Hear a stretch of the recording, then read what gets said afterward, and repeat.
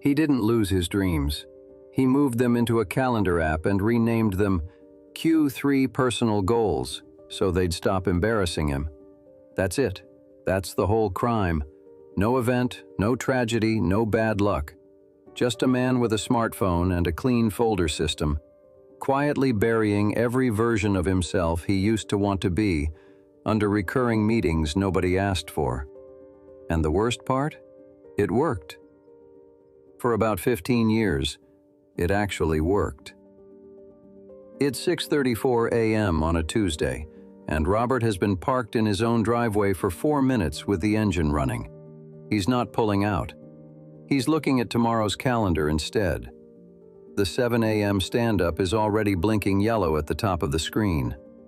That soft, passive-aggressive yellow that means, you said yes to this and now you have to live with it. He swipes to next week, then the week after, then Q4 projections, scrolling like he's searching for a free square that doesn't exist. The dashboard glow is greenish on his hands. The windshield is defogging in uneven patches. One clean streak where the defroster vent hits hardest. The rest, a milky suburban gray. The turn signal is ticking faintly. He bumped the stalk getting in and never flipped it back. He hasn't noticed yet.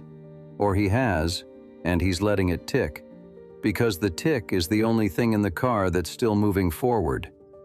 His thumb taps the steering wheel. Same spot, same rhythm. The leather has a worn patch at 10 o'clock from exactly this gesture, done exactly this way, for exactly this long. Here's the thing he won't admit. Not out loud, not even to the inside of the car. He's not looking for free time.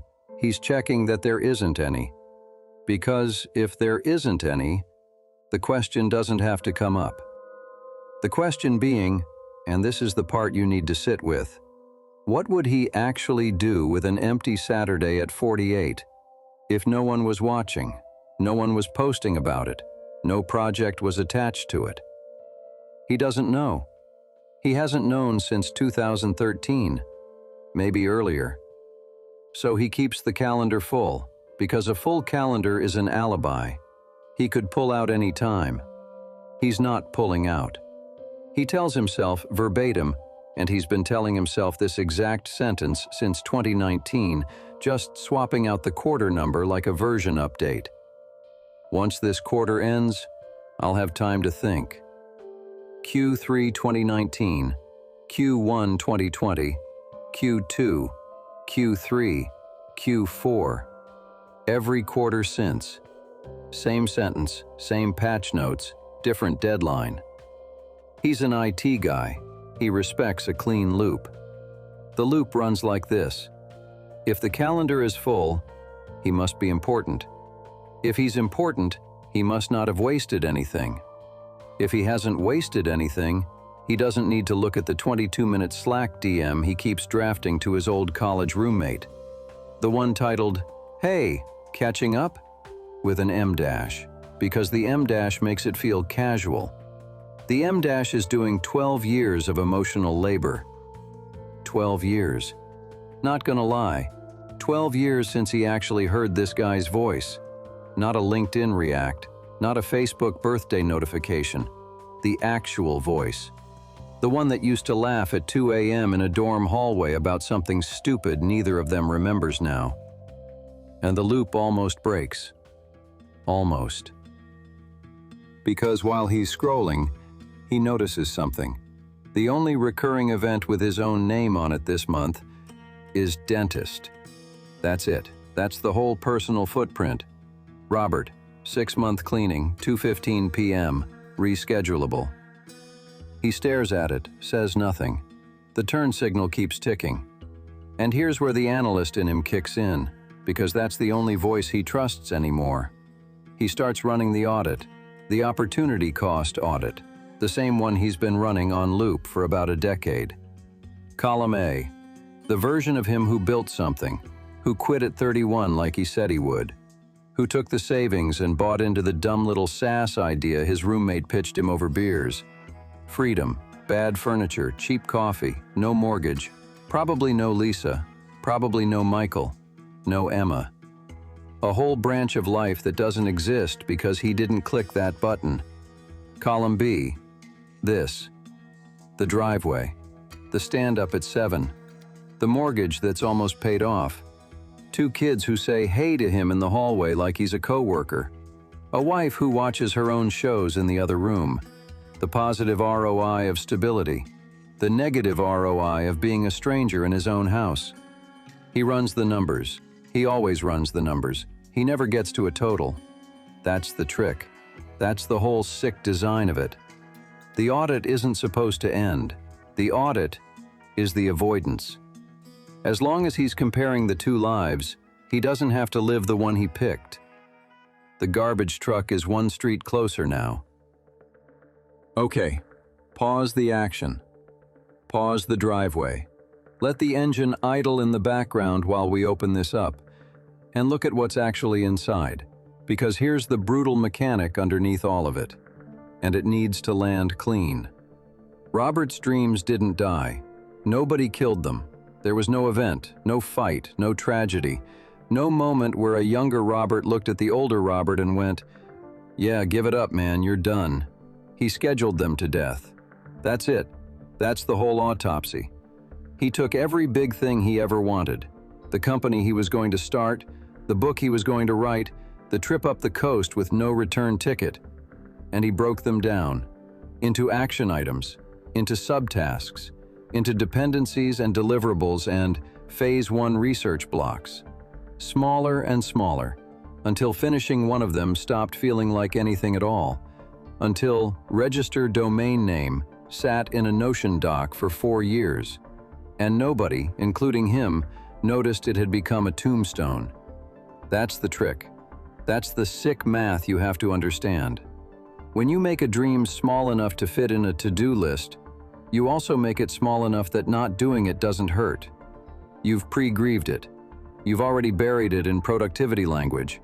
So when you skip it, when you push it to next quarter, it doesn't look like giving up. It looks like rescheduling. Rescheduling is the most violent thing a man like Robert can do, and he's been doing it to himself every Sunday night for 15 years.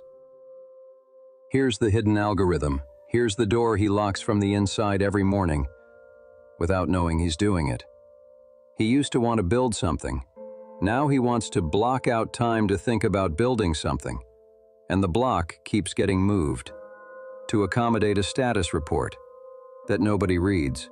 He knows nobody reads it because he's the one who archives the old ones. He's archiving his own irrelevance and calling it project management. That's not ambition. We have to stop calling it that. The ambition he's still performing at 48, the late hours, the stand-up at 7, the calendar that looks like a Tetris board on the hardest difficulty, none of it is forward motion. It's a daily apology letter. It's a memo he writes every morning to the 24-year-old version of himself, who would be physically disgusted to learn that getting through the week became the entire point. The 24-year-old had a notebook, bad ideas mostly, but his ideas. He doesn't know where the notebook is. He thinks it's in the garage. And here's the part that should hurt. The reason he keeps the calendar full isn't because he loves the work. He hates the work. Everyone hates the work. He keeps it full because an empty square is a mirror. And in that mirror, the 24-year-old is standing there with the notebook open, waiting for an answer Robert promised him in 2001 and has been quietly defaulting on ever since. A full calendar means the mirror stays covered. That's the whole machine. That's the whole religion. For what it's worth, he built the cage himself, one meeting at a time, and he kept adding bars, because every bar made him feel less afraid of the empty space between them. So here's where it ends. Or doesn't end. Because Robert isn't the kind of man who gets a clean ending. Robert is the kind of man who gets micro-paralysis. And micro-paralysis is the most American disease there is. It works like this. He sees both doors. He sees them clearly. He's not confused. He's not in denial. He's an analyst. He's run the numbers. He knows exactly what's behind each one. Door A. He turns off the engine. He walks back inside. He opens the laptop on the kitchen counter, finds the 22-minute drafted Slack DM to the old roommate, and he sends it, without rereading it, without softening the ending, without adding, "No worries if you're swamped," to give the guy a pre-built exit. He just sends it. And the price for door A, listen carefully, the price isn't awkwardness. The price is that he loses the version of himself who is too busy to reach out. That guy dies immediately. And in his place is a man who has to admit in writing with a timestamp that 12 years passed and he didn't notice, which means every "I'll get to it" since 2013 wasn't an oversight. It was a choice. A choice he made on purpose every single day while telling himself he didn't have time. The lie has a date stamp now. The lie is findable. That's the real cost of reaching out. Not rejection, self-incrimination. Door B. He puts the car in drive. He pulls out of the driveway like he has every Tuesday since 2017. He joins the 7 a.m. stand-up from Bluetooth at 6:58. On time, professional, voice steady, mic crisp. He tells himself the DM will go out after Q4 close, which is in 11 weeks, which is also what he said last quarter and the quarter before. The price for door B is softer, slower, less dramatic. No timestamp, just another quarter laminating over the last one. The roommate slowly demoting from a person to a LinkedIn notification. And somewhere, and this is the part that should keep you up tonight, the 24-year-old inside him quietly stops expecting a reply, just gives up, without a scene, goes to sleep in the garage with the notebook, and doesn't ask again. That's how dreams actually die, by the way. Not in some big cinematic moment. They die because the version of you who was holding them got tired of waiting, and finally accepted that you're not coming back for him. He sees both doors. He picks neither. He puts the car in reverse. The backup camera lights up. He sees the garage door still open behind him, the inside lit by that one fluorescent tube that flickers because he's been meaning to replace it since he doesn't remember since. He puts the car back in park. He picks up the phone. He opens Slack. There are 3 unread DMs at the top. One from his manager, one from a vendor, one from the old roommate from 6 months ago, just a, "Hey man, thinking of you, hope you're good," that he never answered because he was going to answer it properly. With time, when things calm down. He marks all 3 as read, without opening any of them. The little blue dots disappear. The inbox looks cleaner. He feels, for about 4 seconds, the thing that isn't quite relief but is close enough to use. That's micro-paralysis. That's the whole thing. You don't pick door A, you don't pick door B. You sit at the threshold with the engine running until the meeting starts, and then the meeting picks for you, and you call that life getting in the way. The garage door is still open behind him. The engine is still running. He hasn't decided which direction he's going. He's not going to decide. At the end of the day, he doesn't finish the thought. The turn signal is still ticking. It was never on. He just bumped it. Somewhere in the garage, behind a box of Christmas lights and a tax binder from 2017, there's a notebook with a 24-year-old's handwriting in it. Bad ideas. His ideas. Waiting for someone to come back for him. Robert isn't going to look for it today. He's also not exactly not looking for it. The dashboard says 6:43. Q4 closes in 11 weeks. The stand-up starts in 17 minutes. He stays parked,